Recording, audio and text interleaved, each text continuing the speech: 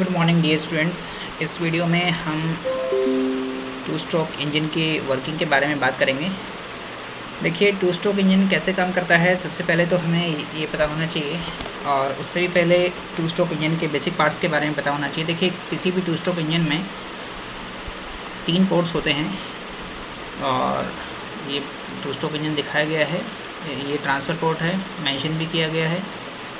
This is A transfer port and this is A deflector. अब देखिए, फ़र्क ये रहता है कि जो पिस्टन होती है टू स्ट्रोक इंजन में और टू स्ट्रोक इंजन में भी क्रैंकेस्ट स्कैवेंज्ड इंजन में, टू स्ट्रोक इंजन का ये पार्ट है। This is a crankcase scavenged engine and it is a type of two stroke engine. इसके ऊपर एक डिफ्लेक्टर लगा होता है। डिफ्लेक्टर ये स्कैवेंजिंग का काम करता है। दिस इज़ ए डिफ्लेक्टर, यहाँ पे दिखाया भी हुआ है इस डायग्राम में। और 3 पोर्ट्स होते हैं, ये इनलेट पोर्ट है, ये ट्रांसफ़र पोर्ट है, और ये एग्जॉस्ट पोर्ट है। This one is the exhaust port. तो सबसे पहले हम ये जानते हैं कि ये इस तरह का जो इंजन है ये काम कैसे करता है। देखिए, हमें ऑलरेडी पता है कि this is A TDC position and this is A BDC position. Late us assume this is the BDC position of the piston, BDC। अब जब पिस्टन नीचे से ऊपर की तरफ जा रही है इन द अपवर्ड स्ट्रोक, ये अपवर्ड स्ट्रोक है। अपवर्ड इसलिए क्योंकि पिस्टन नीचे से ऊपर की तरफ जा रही है from BDC to TDC। In the upward stroke of the piston क्या होता है कि ये जो एरिया है, ये वाला क्रैंक केस का एरिया, ठीक है ना, यहाँ पे लो प्रेशर डेवलप होता है, जिसकी वजह से इनलेट वाल्व खुल जाता है। और बाहर से, क्योंकि बाहर जो एटमॉस्फेरिक एयर है उसका जो प्रेशर है वो अंदर वाले जो नेगेटिव प्रेशर है अंदर डेवलप हो जाता है, उसके मुकाबले ज़्यादा है। तो मूवमेंट ऑफ द एयर होती है फ्रॉम द एटमॉस्फेयर बाहर से क्रैंक केस की तरफ, और ये क्रैंक केस भर जाता है।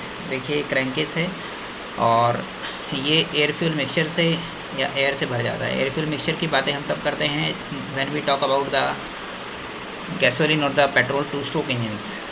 और टू स्ट्रोक डीजल इंजन्स के बारे में हम बात करते हैं तो फिर हम ओनली एयर के बारे में बात करते हैं। तो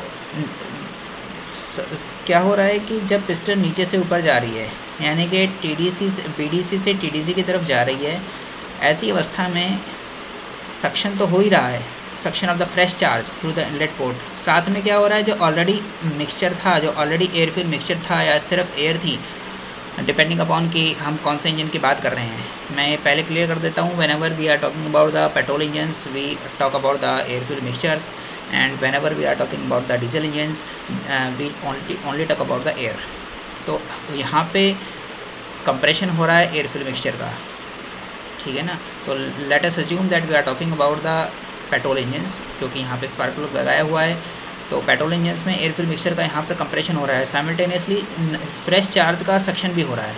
तो हम ये कह सकते हैं अपवर्ड स्ट्रोक में दोनों के दोनों स्ट्रोक जो हैं, अपवर्ड स्ट्रोक में हमारे 2 फंक्शन हो रहे हैं। एक तो सक्शन हो रहा है, दूसरा हमारा कंप्रेशन हो रहा है, ठीक है, दूसरा कंप्रेशन हो रहा है। And they both are perform simultaneously in the upward stroke. ये अपवर्ड स्ट्रोक में एक साथ हो जा रहे हैं। अब क्या है कि जब पिस्टन TDC पर पहुंचने वाली होती है, पहुंची नहीं है अभी, पहुंचने वाली है, ठीक है ना।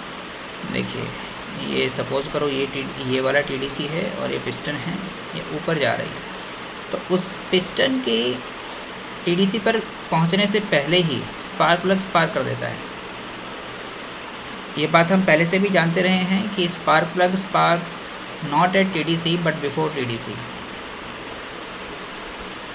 और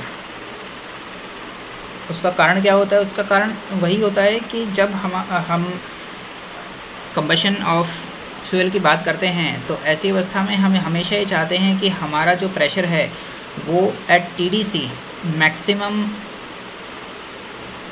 पॉसिबल रहना चाहिए। जितना मैक्सिमम हो तो बहुत अच्छा है, और पूरा फुल मैक्सिमम नहीं हो सकता है तो मैक्सिमम पॉसिबल ज़रूर रहना चाहिए।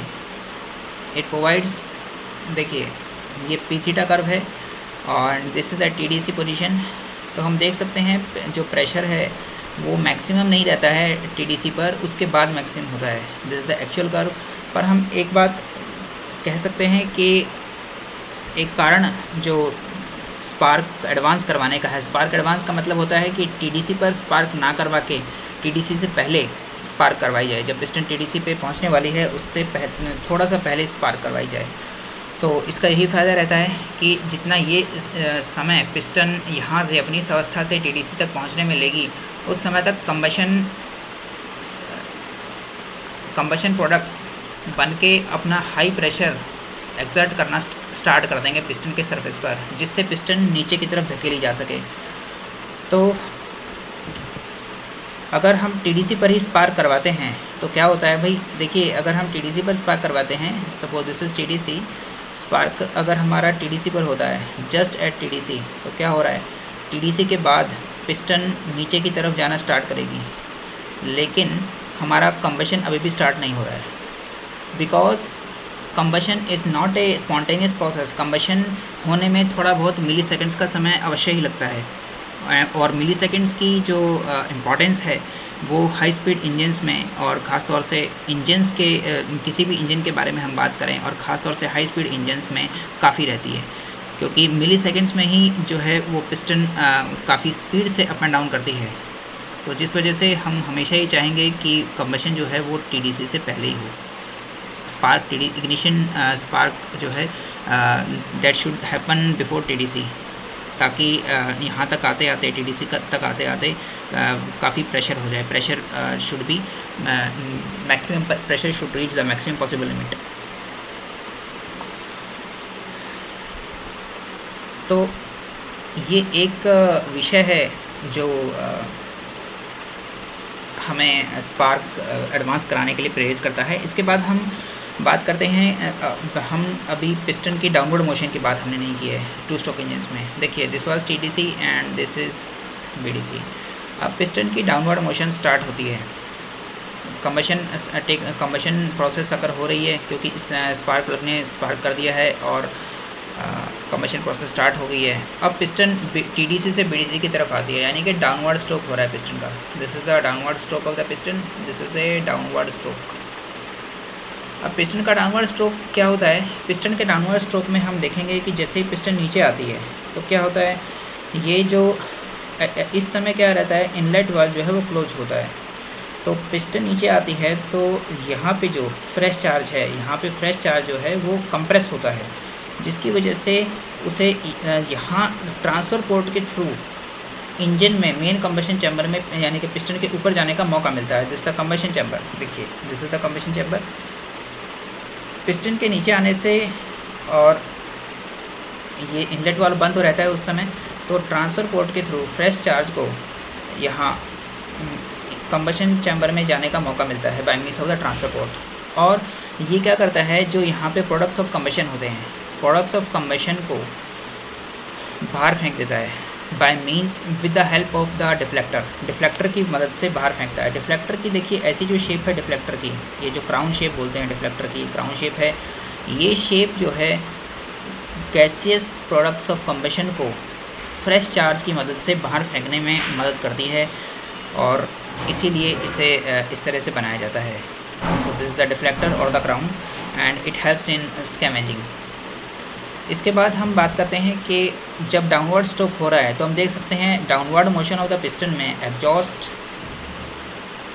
और पावर स्ट्रोक दोनों ही लग रहे हैं। पावर तो लगी रही है, पावर तो प्रोड्यूस हो रही है ऊपर से नीचे आने में, और साथ में एग्जॉस्ट भी हो रहा है bye means of the transfer port. Transfer port के थ्रू जो फ्रेश चार्ज है वो यहाँ पे जो प्रोडक्ट्स ऑफ कंबशन हैं उनको बाहर फेंक दे रहा है bye means of the exhaust port. ये वाला एग्जॉस्ट पोर्ट के थ्रू बाहर निकल जा रहे हैं, ठीक है। तो एग्जॉस्ट प्लस पावर ये दो प्रक्रियाएं हो रही हैं हमारी डाउन स्ट्रोक में। तो डाउन स्ट्रोक कहें या फिर downward motion of the piston कहें, it is one and the same thing. तो इसके बाद हम आगे चलते हैं और चर्चा करते हैं regarding the valve timing diagram of the two stroke engines and the four stroke engine. और क्योंकि ये थोड़ा सा समझाने वाला टॉपिक है और इस टॉपिक में समय भी ज़्यादा लगेगा, और हमारे पास समय की रिकॉर्डिंग के पर्पज़ से समय का थोड़ा अभाव है, इसलिए हम अपनी वीडियो को यहीं स्टॉप करते हैं।